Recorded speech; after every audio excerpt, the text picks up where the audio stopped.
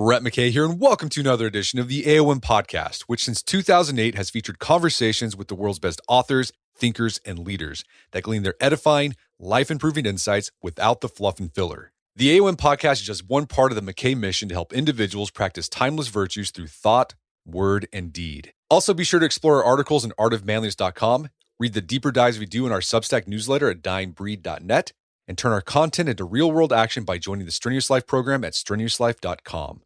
Now on to the show.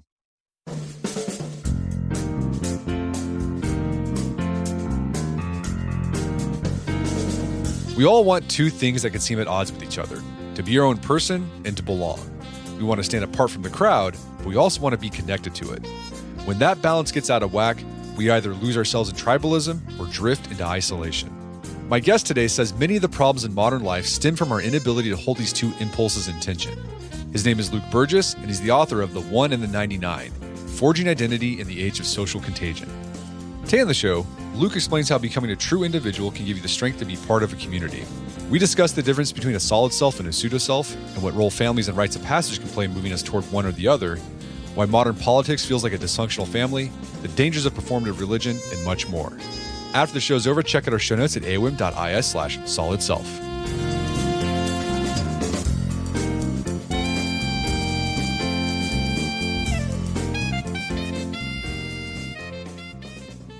All right, Luke Burgis, welcome back to the show. Hey, Brett, good to be with you again, man. So you got a new book out called The 1 and the 99, Forging Identity in the Age of Social Contagion. And this book is about how to have a strong sense of self while still being deeply rooted or connected in groups. Problem is there's a tension between those two things. And it seems like your book is trying to address the problems that tension is causing in society and with individuals. What were you seeing in the broader culture that gave you this hunch that, this tension between self and group might be causing some of the problems we're having?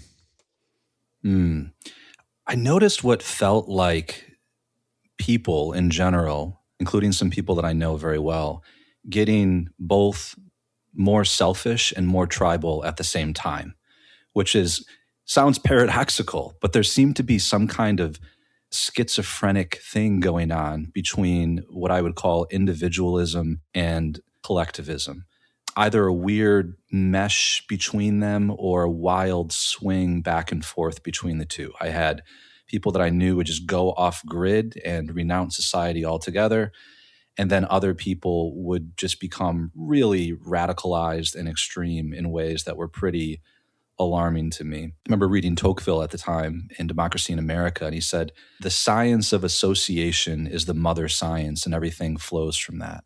And I started wondering, man, is there something going on in America, at least, with our ability to associate well and to form bonds with groups without getting completely lost inside of them or without becoming a loner and becoming completely alone? Like, we hear about the loneliness problem all the time, but at the same time, you have people that have really clung to various groups' identities, whether it's online personas or political identities or whatever, and what seemed to me to be a cult-like way. One of the books that was really formative for me in writing this one was Eric Hoffer, who wrote The True Believer. And he said, people often join mass movements because they're fleeing an unwanted self. And that's why I sort of focused on the self in this book. Like, is there something going on with the way that we understand our own identity, our self, that is causing something to be a little wonky in the way that we relate to various groups? And there were just a lot of things that I saw along the way. I would notice that a lot of the conferences and events that I would get invites to featured the same people, and there was litmus tests for who could go. There's a lot of homogeneity there. I noticed there's a lot of emotional cutoff going on. There's children that are cutting off their parents and never talking to them again. At an institutional level, there seems to be decay. People don't seem to exist inside institutions anymore in a serious way. They just kind of use them and go through the motions. So there's something going on there. And I don't write books because I have the answers. I set out writing a book because I want to explore something that I think I put my finger on and try to understand it a little bit better. So your title of the book, The 1 and the 99, this is taken from Jesus' parable of the lost sheep. You're looking at this parable through a different lens, though. How is the way you're looking at it for this book different from the way we talk about it in Sunday school? Well, for those that don't know the parable, it's in 2 of the 4 Gospels in the Bible. The Gospel of Luke, of course, is my favorite. And, Jesus tells the parable of a shepherd who has 100 sheep. One of the sheep is lost. And he asked the question, which one of you having 100 sheep and losing one would not go in search of the one and find it and then bring it back to the flock? And it's, the traditional interpretation is that the lost sheep is, the lone sinner, and that God always goes after the sinner. The love of God, searching for what is lost. And I understand the theological meaning, but it always left me kind of wanting on a practical level, it's kind of hard to apply that parable to life and community. So I started to wonder if it had something important to say just about human relationships and the way that we're in relationship to various groups. And then I read, I guess the nerd that I am, I was doing kind of a research project, and I was reading the Gnostic Gospel of Thomas. And the Gnostic Gospels are Gospels that is apocryphal, did not make it into the canon of the church, but always for some reason. And in this one, I thought it was really interesting because it was like very modern. In that particular gospel, when Jesus finds the lost sheep is not a sinner. It's not even lost. He pats the sheep on the head and basically praises it for not being like anybody else and says, you're smarter than all of these other sheep. You're the only one that understands what I'm really saying, and singles the sheep out as the special one because he's smarter, right? He's got the highest IQ. And I was like, man, this is really indicative of the time that we live in, where like the one is glorified, certainly in Silicon Valley and in other places. Everybody just like wants to be different. And I was like, that's the complete opposite actually of the version of the parable that made it into the canonical gospel. So I was like, there is something here in this parable that I want to explore from like a sociological level. I want to get inside the head of the lost sheep and kind of step back from the traditional interpretations that I've heard and ask basic questions like, why did the sheep leave? What if we don't assume that it was lost? Maybe it left intentionally. What happened to it while it wandered? It seems like that's the definition of a rite of passage, a separation from a group and a liminal state, and then a reintegration with the group. Did it come back changed? We don't hear any of that. We don't hear about a different sheep coming back. But certainly when we go on journeys, when we are separated, things happen to us, and usually we come back different from when we left, when we travel. And that is the lens through which I wanted to write the book. I mean, I am a Christian, but I stepped back from everything that I knew about it. And I just said, maybe just on a human level, this has something really important to say to us today. I'm curious, I haven't read the book of Thomas, but in that version of the parable, does the sheep that wanders off because, he's different, does he come back to the group?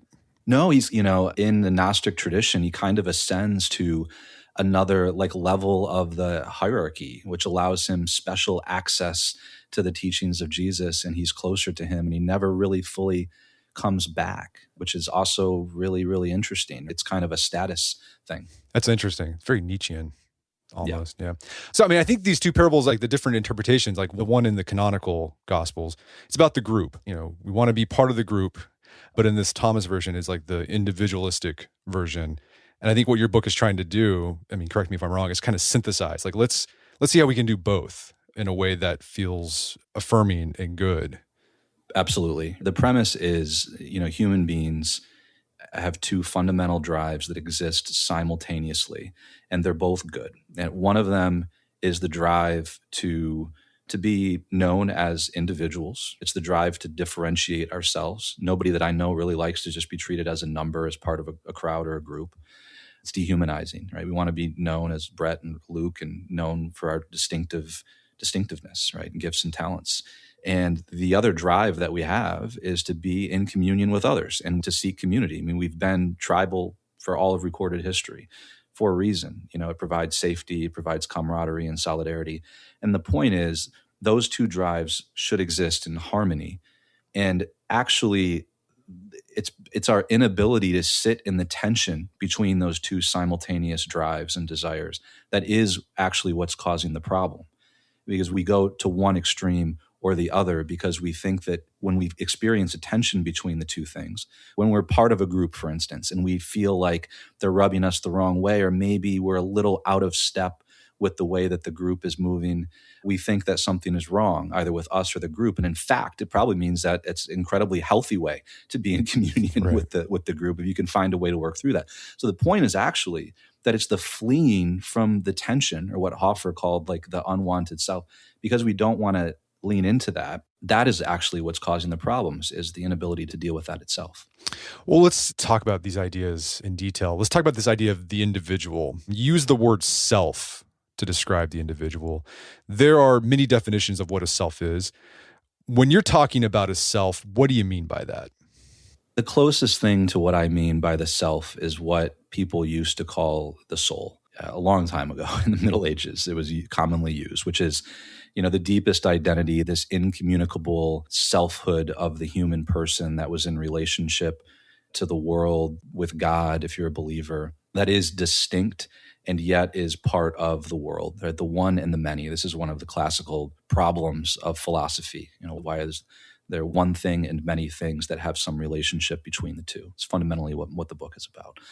And then, the word self began to be popularized around the time of the birth of the novel, when we would read stories about other people who were protagonists and we would imagine ourselves as protagonists, and the self became used. And today we often use the word identity.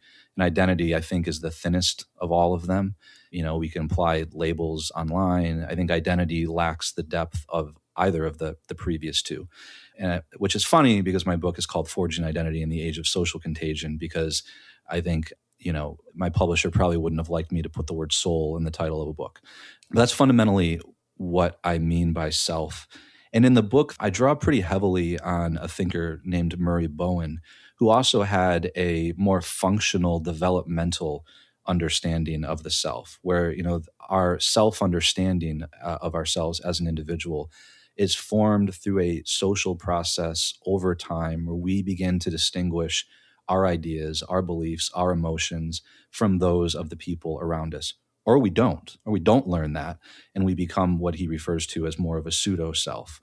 And that functional understanding of the self that I draw on from Bowen, I think, is complementary with the kind of deeper understanding of the soul, which is more of an ontological understanding. So there's both this kind of functional, process-oriented understanding of how we develop more of an understanding of who we are and how we're distinct and separate from other people, paired with more of the ontological understanding, which doesn't necessarily rely on anything, right? So, which gives people their dignity, even if they don't remember who they are, like my dad, who has Alzheimer's. So I think the two understandings of the self in my mind have to go hand in hand.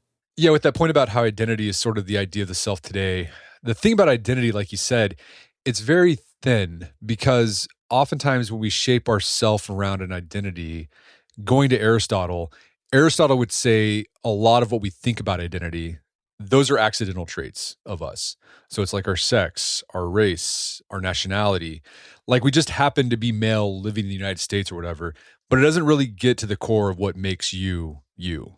Exactly. Yeah. I mean, it's funny. I mean, the book opens to give away the prologue. I was driving in Ireland. I was driving behind an ambulance that had my dad in it going to the hospital. And I noticed all of these sheep in the pastures that had basically like neon symbols, like squares, circles, numbers, spray painted on their fur. And I'd never seen anything like that before in my life. I only learned later that that was to, the different owners of the sheep would have them graze in the pasture together, and that the symbols that were spray painted on them in this psychedelic way were to identify whose was whose. And that was actually the origin of this book. And I thought to myself, what do I have invisibly spray painted on me? What kinds of like identity markers have people put on me and labeled me something, due to things I say online or what they've heard about me or whatever. And those are all accidental. And very, very few of the people that actually even know me personally. So there's kind of an element of personalism, I think, that I'm trying to get at throughout the entire book, because as you said, I mean, the accidents can come and go. And like what is enduring underneath, like what is the substance and essence of a person, which is what I'm concerned about. You mentioned this idea of a pseudo self. Tell us more about that. Bowen said that the pseudo self is the level of the self, kind of a thinner surface level of ourself that is constantly up for negotiation in real time in the different environments that we find ourselves in. And that can be, it's first of all, it's exhausting to have to negotiate a version of yourself all the time when you're in different environments. You go to work and you feel like you have to be one person, and you can sort of very easily be talked into something that you might be a little uncomfortable with to kind of just go along.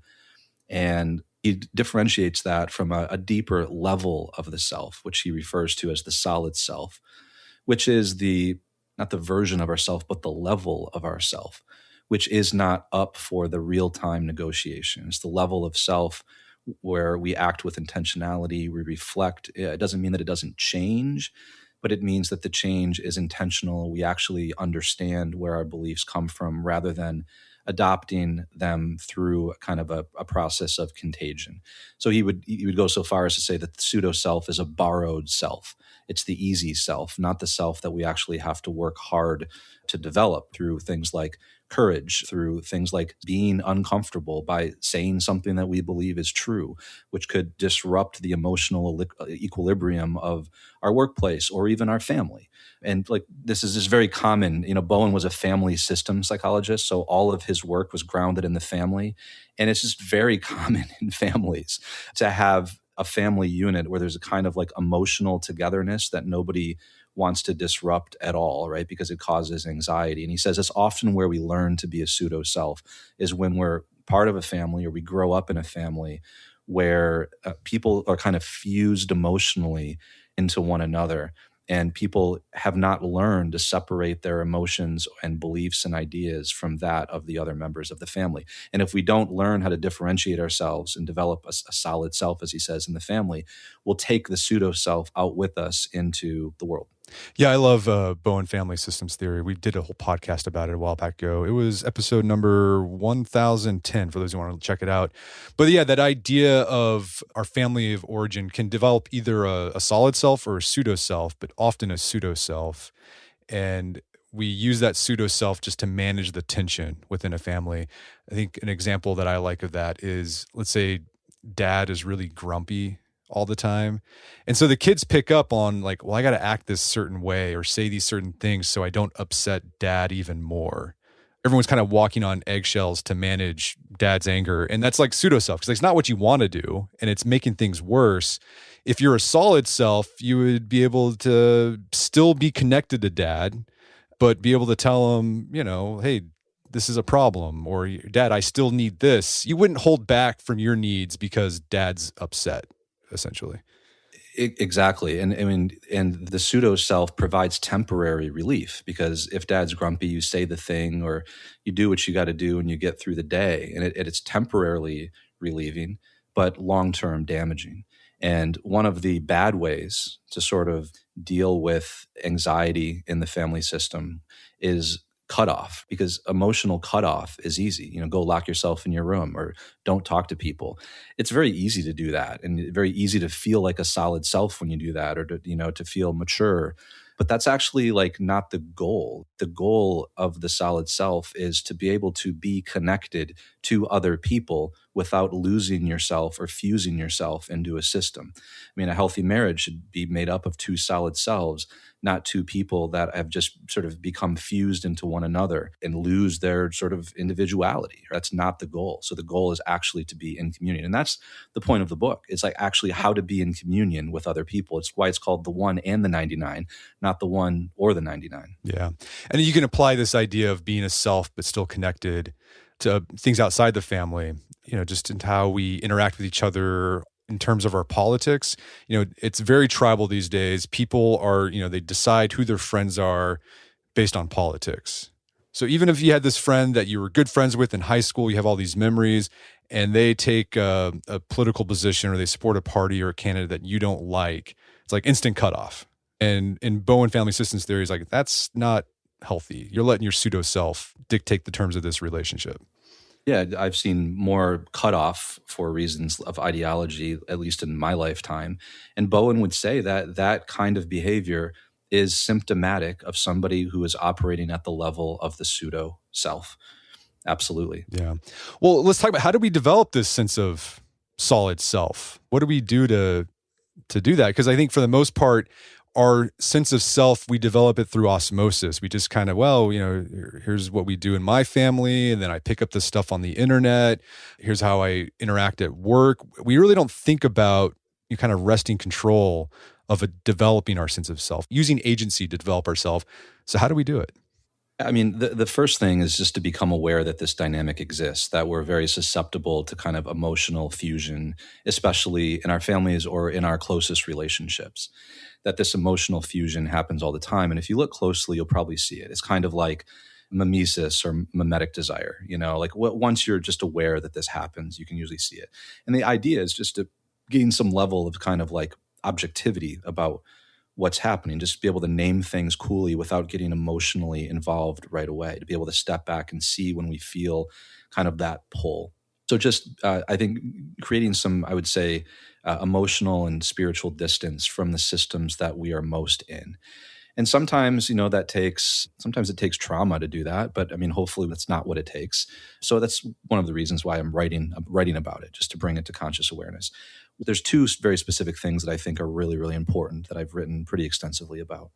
The first one is learning to understand why things are important to you and responding to what has value in and of itself, as opposed to what has value because it's socially valuable, or the things that have value because they're subjectively satisfying. So these things that have value in themselves kind of pull us out of the gravitational pull of our own needs and pleasures towards things that deserve a response from us. And that is, both in the aesthetic plane. If somebody sort of walked into, I don't know, a beautiful, beautiful church in Europe, I don't know, Sagrada Familia, and they were not able to feel any kind of response to it whatsoever, and they just turned around and walked out, we would think like, man, there's something maybe off with that. Like maybe they've lost the ability to be able to appreciate what is actually here. This thing is somehow worthy of a response in and of itself. And in the moral sphere, there are things that are worthy of admiration, heroic sacrifices that people have made because the thing was good in and of itself and not because they got anything out of it.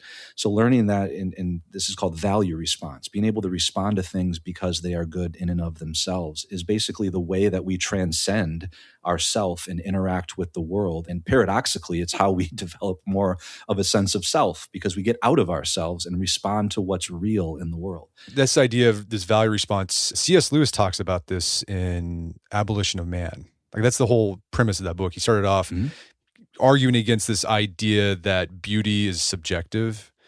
And he's saying, no, there's actually, this higher order, he calls it the Tao, that it exists out there in objective reality, and we respond to that. So when we see a beautiful work of art or we see a beautiful part of nature, like something in us stirs. And he says, well, there's a reason why it stirs you, because like that is good. And you have to train yourself.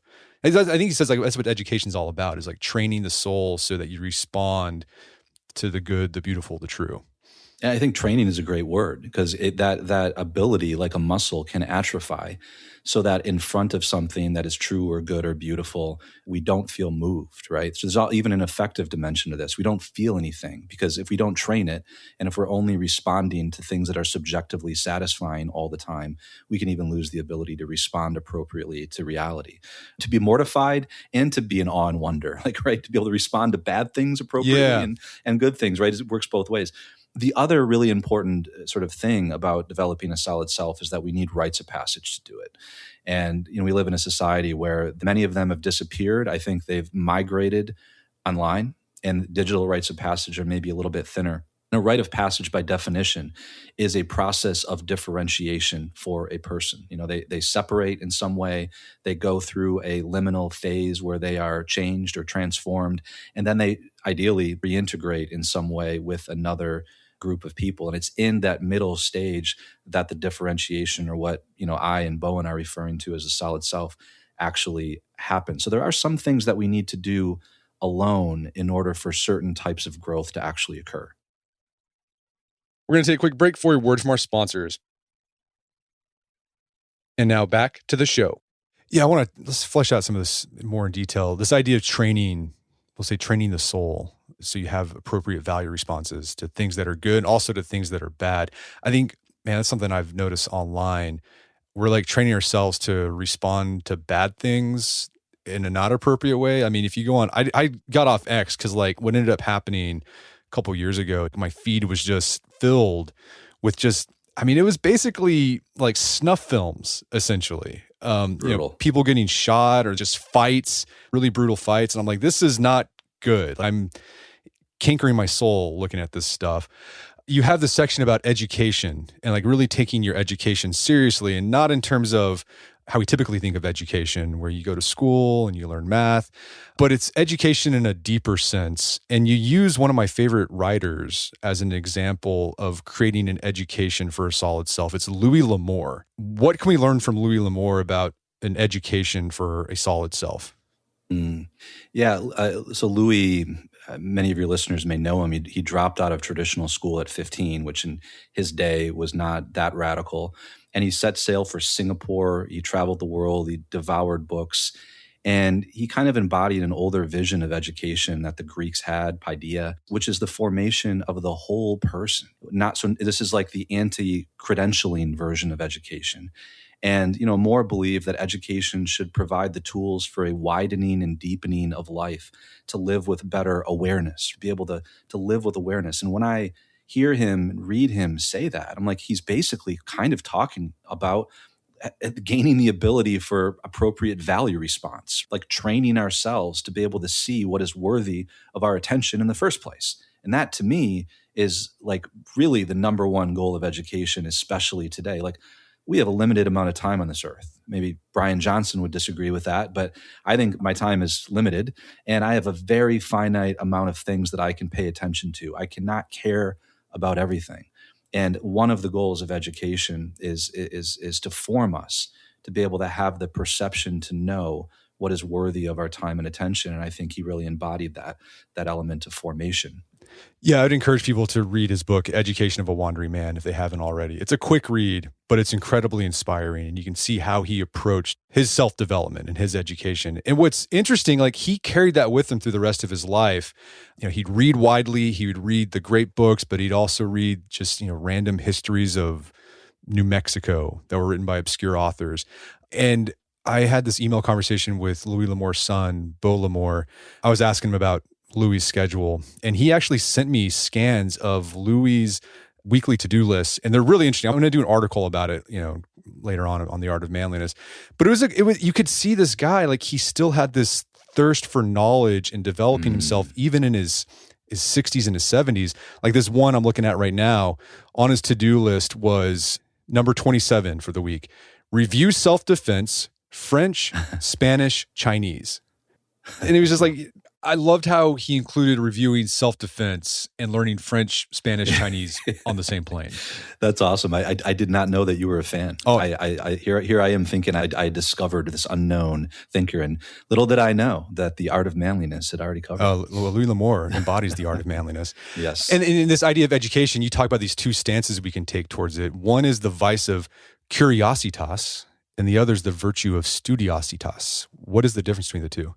Basically, the disordered desire for knowledge without a concern for where it's leading or the value that it has in itself. It's like knowledge as possession, as if, the more we know, like the better we are. Like if I can regurgitate all of the insights that I heard on podcasts for the last month and I'm somehow a more enlightened being or something like that. And, the person that coined the word Curiositas, he may have not coined it, but at least he used it in this sense, was Augustine of Hippo, who, was basically writing about his thirst for knowledge in his former way of life. He was Gnostic, and he sort of equated, knowing things. It gave him a sense of pride, actually. And he said, where was it actually leading me? So a great example of Curiositas is like something that you don't need to know. And in fact, like knowing it could be harmful to you. So, seeing a car accident or a body on the side of the road, this is actually the example that Augustine himself uses. You crane your neck to try to find out what's going on. This doesn't actually affect your life at all. I mean, it's kind of a disordered curiosity to just know things, kind of a morbid, novel thing that we just want to know. Like people can get into the occult for all kinds of reasons having to do with Curiositas.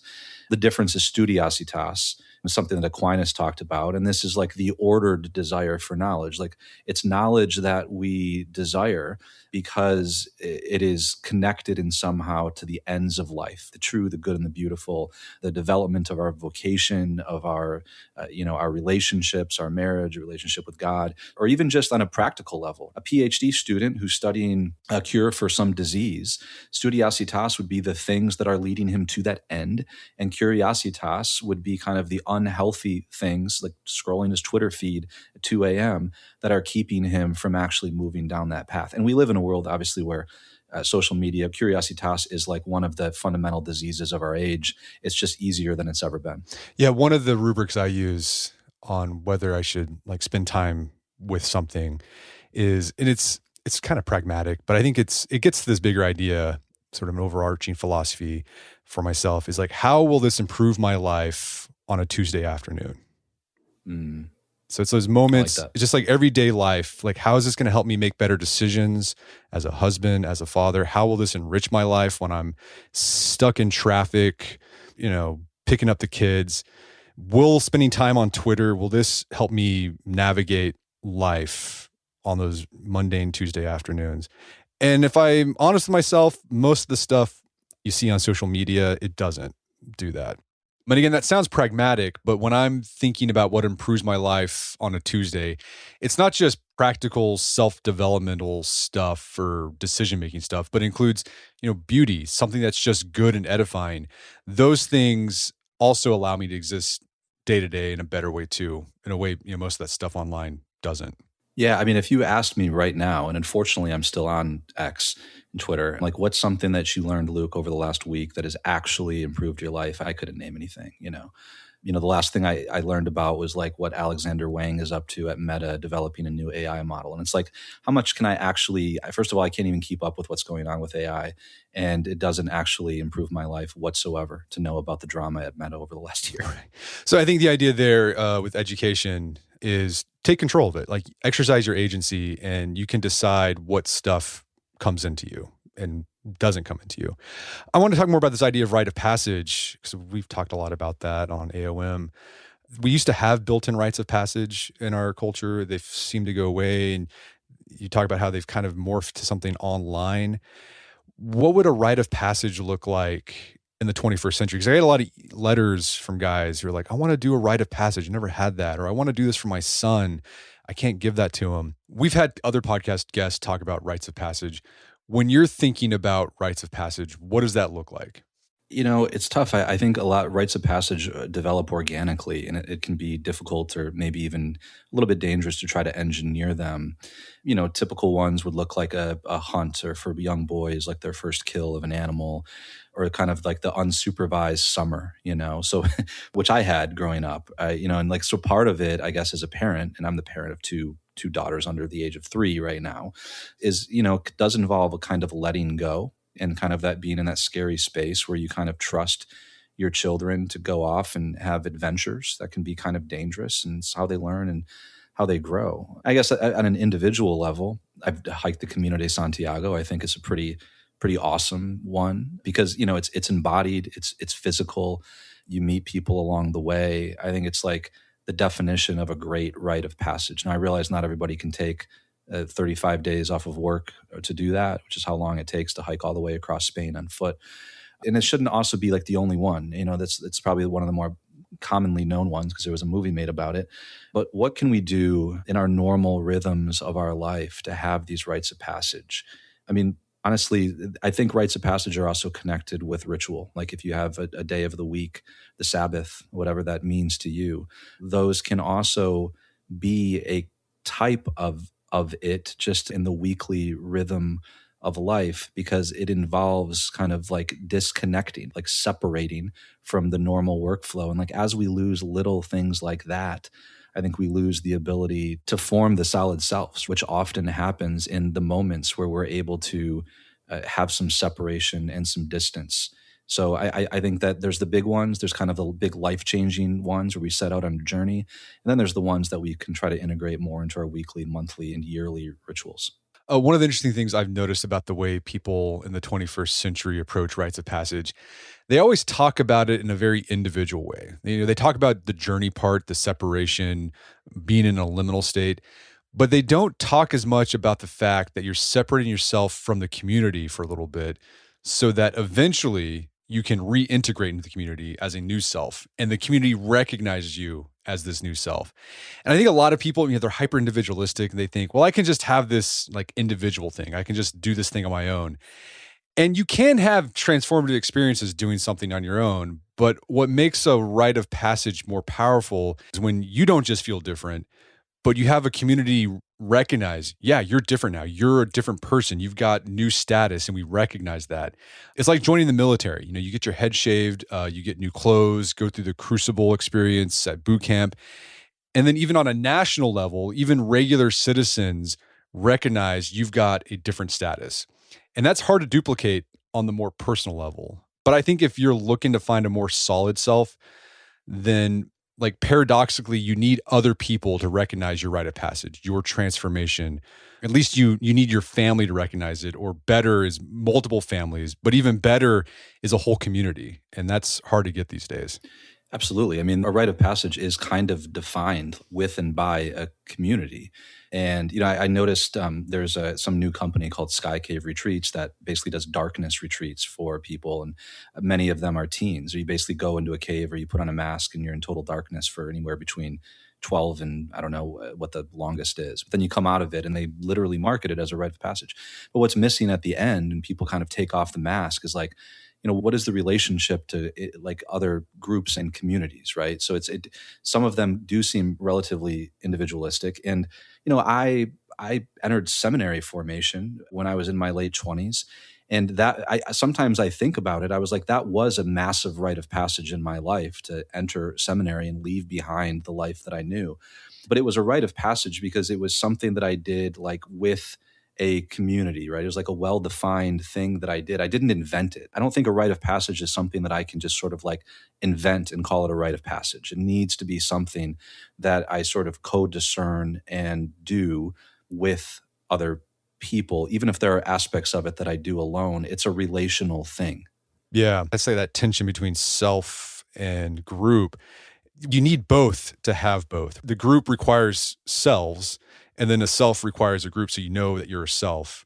The trick is figuring out how to be a solid self instead of a pseudo self as you interact with this group. And I think healthy groups would help individuals become solid selves so that they can make the group better, because pseudo selves don't make the group better. Absolutely. And that's, I think, one of the litmus tests, kind of the Occam's razor for discerning the spirit of a group or evaluating a group, is like, to what extent is this institution or this community or this group forming solid selves? And to what extent does it seem like there's a level of coercion or expected conformity that can incentivize the formation of a pseudo self? And actually evaluating groups on that criteria, and not just like the power that they have or the money that they have, can be an incredibly powerful way to kind of cut through some of the noise, because what people claim and the values that they list on their website is very different than the spirit that actually animates it. Yeah.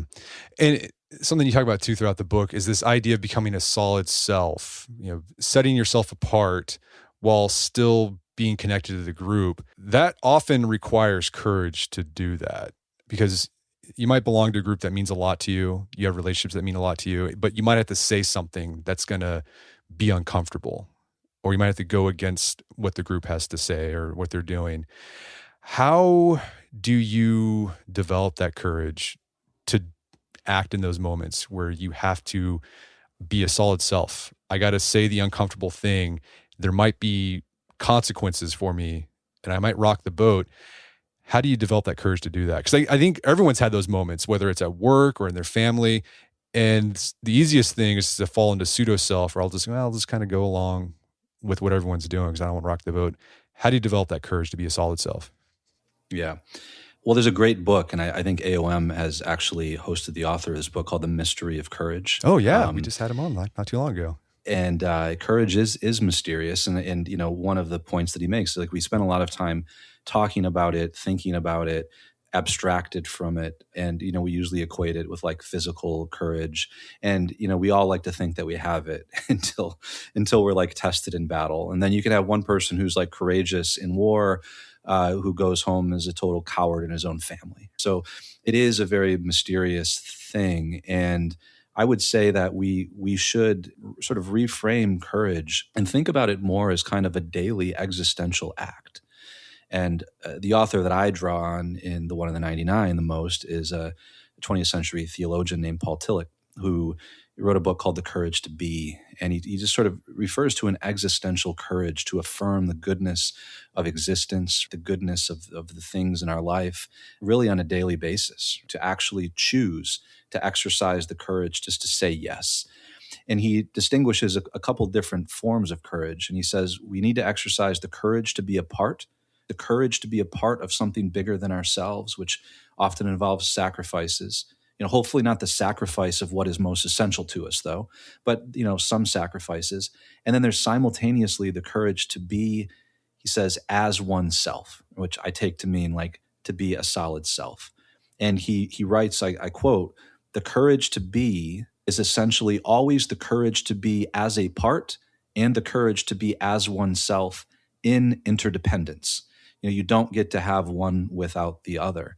And you know, thinking of courage on this relational level and thinking of bringing courage into relationships in order to develop stronger relationships, whether it's with your wife or in your workplace or with your family or just with a friend, having the courage to have a difficult conversation, to speak the truth, to show up somewhere when you really don't want to. Sometimes just showing up itself is an act of courage. So I think we really need to step back and reframe courage as something that is a little bit more mundane or quotidian than we typically think about it when it only gets associated with soldiers.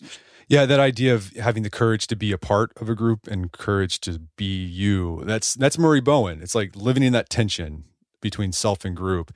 And I mean, I can see this on a mundane level, like, you know, a church congregation. You might belong to a church congregation, and like most church congregations, there's going to be a lot of people there that just rub you the wrong way. And they're just annoying and they don't do things the way. They just say things that are just like, why did you say that? The easy thing to do is just like, I'm just going to just back off. I'm going to walk away. And maybe you need to do that eventually. But I think that it is an act of courage. Like, okay, yeah, this place is not great, but I'm going to have the courage to hang in there and be a part of this while still simultaneously being a self and trying to be like, hey, let's do things this way because it might be better. You got to have the courage to do both. Yeah. You know, I'm fascinated with monasticism for many reasons. And one of them is kind of the vow of stability that a monk would take. And not to get too kind of inside baseball here, but there's kind of a debate. I'm Catholic, and there's a debate in the Catholic Church. It used to be that you would go to the parish that was within your geographical boundaries, just like you would go to a public school. And now people basically just go anywhere. They go to the one where they like the liturgy, they like the people, the church shop, like the priest the best. It's the church shopping, right? So we just live in a world of church shopping. And I often wonder, and this applies to a bunch of different aspects of life, not just churches. And there's like kind of a big debate over, you know, which system is better. But I think there is something to stability. Just being like, you know what, I'm going to show up here and I'm going to make a commitment to be here. And I'm not just going to cut and run the first time that you know, the priest gives a homily I don't like, or I encounter somebody that rubs me the wrong way. There's something about stability that I think we've lost. And I'm not suggesting that, you know, you'd be stable in bad situations, but, you know, I don't know. We can just cut and run so easy. And I think when we lose all friction for leaving, like I think like a total loss of friction is probably generally a bad thing in society. Yeah. And this whole idea of like, you know, people cutting off from groups easily, it's contributing to the, like, you know, the instability and this sense that nothing works anymore, that people complain about all the time. Right? Because like everyone's like, all these institutions we have, they don't work anymore. Well, it's because like everyone's just cutting and running. Like there's no one sticking it out for the long haul, even when things suck, to make it better. And so it just, and there's a death spiral and things get worse and worse and worse. Absolutely. Yeah. Well, I mean, let's talk more about this idea. So we talked about the self, this developing a solid sense of self. It's about knowing that there is this sense of self and figuring out like what is you, what's actually yours, and what's the stuff that you've kind of picked up through osmosis. Being intentional about your education and educating your soul self, and then thinking about rites of passage, big and small. Let's talk about this group idea. Early, at the beginning of our conversation, you talked about how you're seeing an increase in tribalism in our culture, in our politics, in our faith, even in fandom. People get really mean when it comes to like the things that they're fans of, whether it's pop stars or sports teams. And Murray Bowen would say, well, what you're seeing is just group anxiety. Like people are anxious about these differences. They don't know how to deal with them. And I think one of the cases you're making, this lack of forming individuals with a solid sense of self is contributing to that. Let's talk about political life. How are you seeing this lack of solid selves in the broader culture?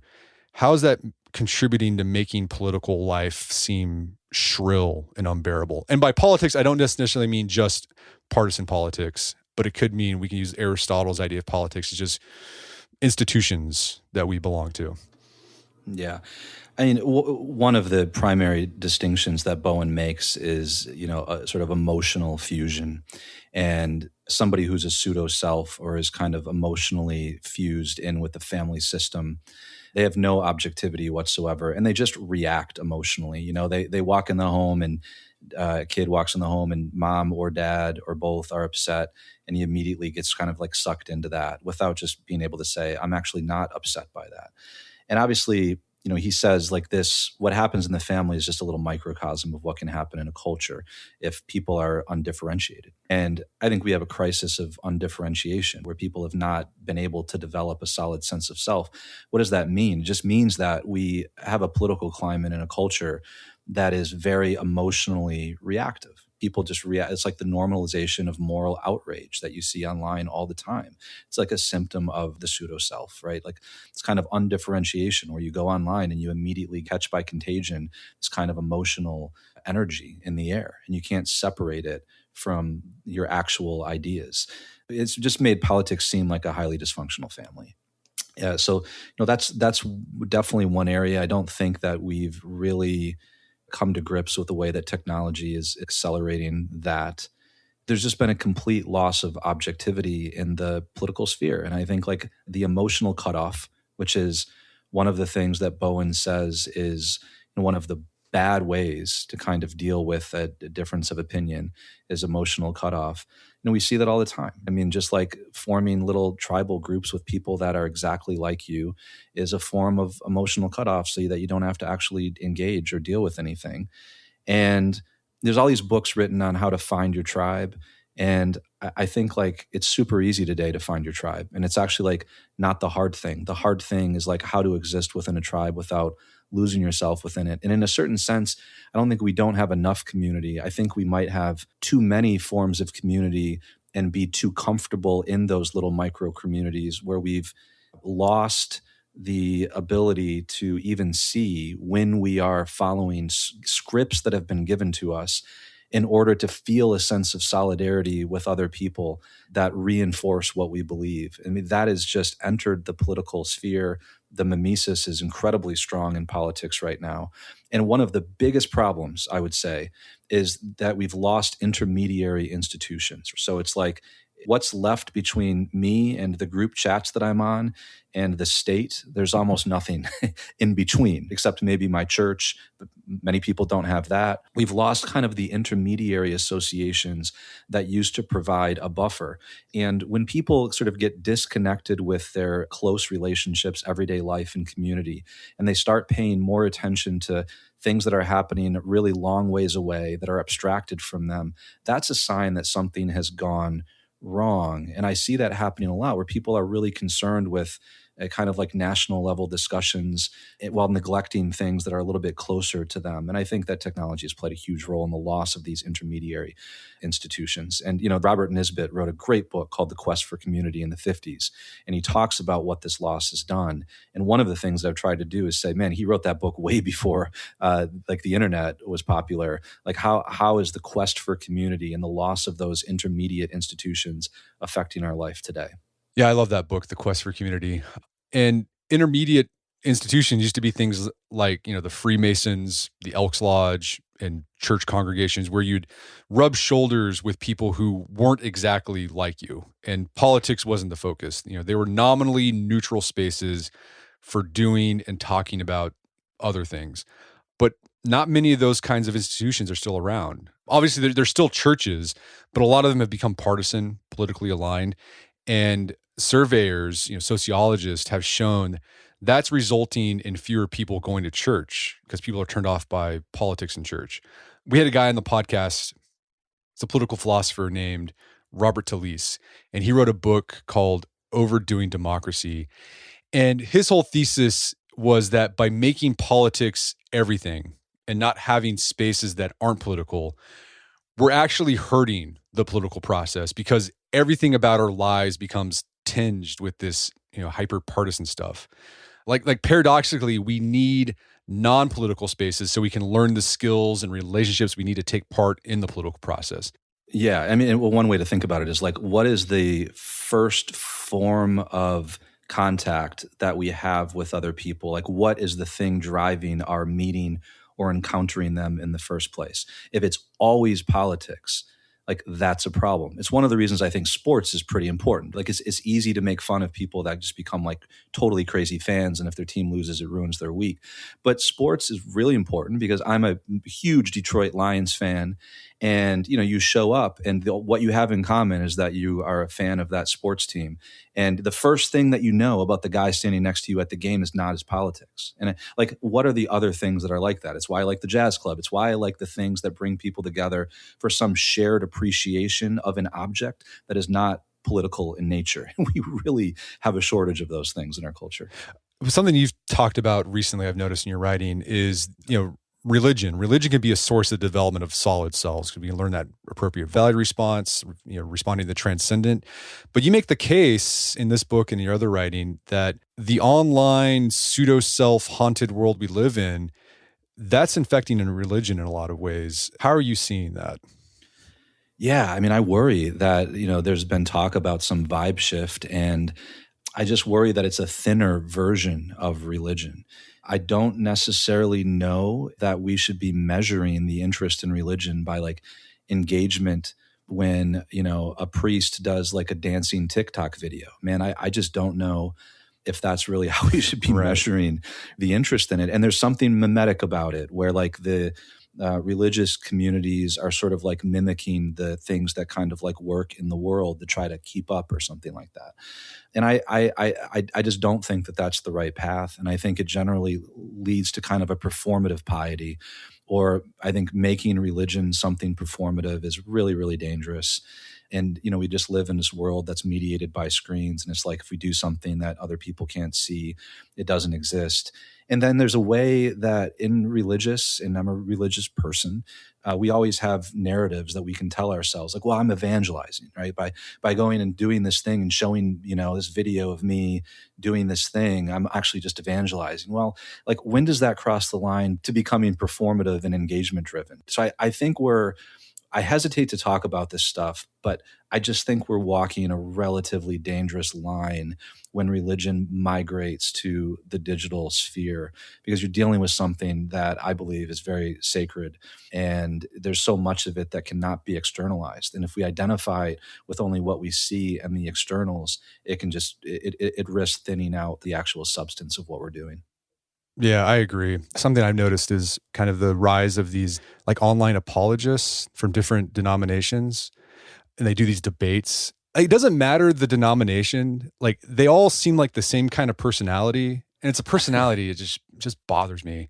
And also, it's couched as this intelligent debate, but what it really is, it's just like this status contest. It's not productive. I don't know, something about the whole thing feels gross. What's really interesting to me. I mean, you're, Art of Manliness, right? And a lot of the people I notice that do kind of the aggressive apologetics are like the bearded, cigar smoking kind of like version of a man. It's just kind of interesting that there's a certain kind of personality. And I don't know if it's necessarily good to like equate that like to masculinity, like this very specific way of being religious. Yeah. No, I don't like the whole idea. We got to own people. We got to own you. I don't like that. Right. One last thing. You kind of mentioned it earlier, but this idea of the monastery, what it can teach us about a group that can develop a solid sense of self. What can we learn from monasteries? There's so much. I wouldn't expect anybody to read the Rule of Benedict, but I have. And to sum it up, I mean, the thing that strikes me about the Rule of Benedict is that it's a rule of life that's been in use for 1,500 years now to help monks live together in a stable community for their entire lives, from the time they enter until the time that they die, usually buried on the grounds. And it's a rule of life, right? It's not an operating manual. It's not a procedural manual for like what to do when these things happen. It has to do with the relationships between the monks that live in the monastery and how to handle disagreements, how to handle the reception of new monks. And it's all oriented towards building virtue. It's oriented towards charity and towards growth and holiness. Now, I don't think that a CEO necessarily has to have those goals in their company or something like that. But very rarely, like when do we actually see kind of like things that deal with the quality of relationships and not necessarily just here's how to deal with this operational thing when something goes wrong? Like almost never. So it's a rule of life. And humility is what makes the whole thing work, because you have to accept that, all of the monks in the monastery are submitting to this shared rule. And the rule is actually even more important than the abbot. Even the abbot himself has to submit to the rule so that nobody can become like the cult figure. So the rule requires humility and obedience to follow. And it leads to, I mean, it's been around a very long time. And I'm going to go with the Lindy thing here. I mean, there's probably something really, really powerful to a rule of life that has been used for over 1,500 years in community. And the whole thing is based on humility. And there's fascinating little tidbits in the Rule of Benedict, things that you wouldn't expect. It's written by Saint Benedict of Nursia. And he says, when a new monk wants to be admitted, leave him outside of the walls of the monastery for a few days to test his resolve and to see if he really wants to come in. And then just let him in, not all the way, but just let him in, but don't admit him to the dining hall or the sleeping quarters. And, you wouldn't expect to read that kind of thing from a saint, but that's in there because he sort of believed in there is a rite of passage even to enter and a kind of testing of desire that needs to take place. And then there's other strange things, like always have the youngest monk present at an important decision of the monastery. The abbot should always ask the youngest monk what he's thinking about a decision because, the spirit can work just as well through the youngest as through the oldest. It's filled with these kind of counterintuitive things that, you don't necessarily see in the world, but they have to do with an understanding of the human person that is beautiful, that allows the one to live in community and in deep communion with the 99. So as I got to the end of the book and I was like, what can I turn to suggest something that we might be able to look to help build the kinds of communities that form solid selves? And I could not find anything than encouraging people to at least look at the Rule of Benedict and think seriously about how to adapt some of its rules to your life or your organization. Well, Luke Burgis, it's been a great conversation. Where can people go to learn more about the book and your work? Hey, thanks so much, Brett. It's always a pleasure. LukeBurgis.com is my website, and you should be able to find the book and the audiobook anywhere that books are sold. Fantastic. Well, Luke Burgis, thanks for your time. It's been a pleasure. Thanks so much, Brett. My guest today was Luke Burgis. He's the author of the book, The One and the 99. It's available on Amazon.com and bookstores everywhere. You can find more information about his work at his website, lukeburgis.com. Also, check out our show notes at aom.is/solidself, where you find links to resources. We delve deeper into this topic.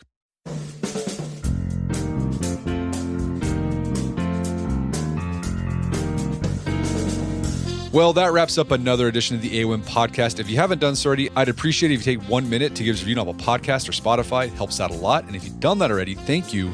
Please consider sharing the show with a friend or family member who you think was something out of it. As always, thank you for the continued support. Until next time, it's Brett McKay, reminding you to listen to the AOM podcast, but put what you've heard into action.